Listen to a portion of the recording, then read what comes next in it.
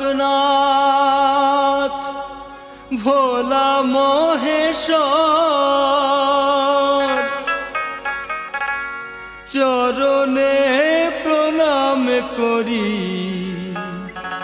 হে কলির ঈশ্বর। কেমনে করি গো প্রভু তোমারি বর্ণন, আদি নাই অন্ত নাই ব্যাপ্ত ত্রিভুবন।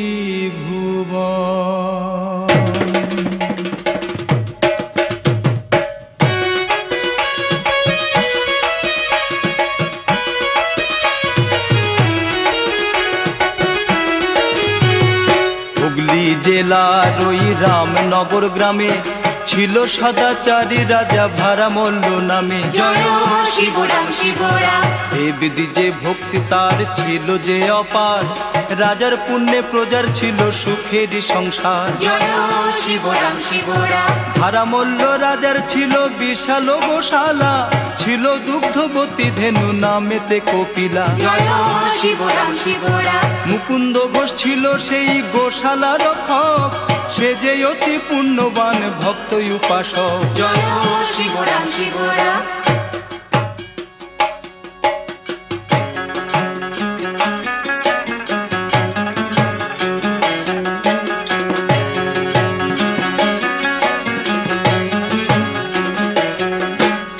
সহসা কপিলা গাভীর দুগ্ধ কমে যায়, কি কারণে সে কথাটি বোঝা হলো দায়।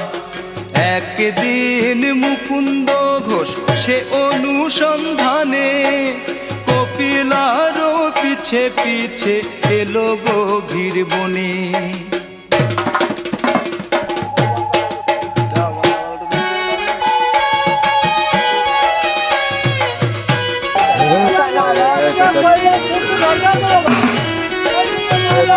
এসে দেখে পড়ে আছে একটি পাথর, কপিলা গাই দুগ্ধ ঢালে তাহারই উপর।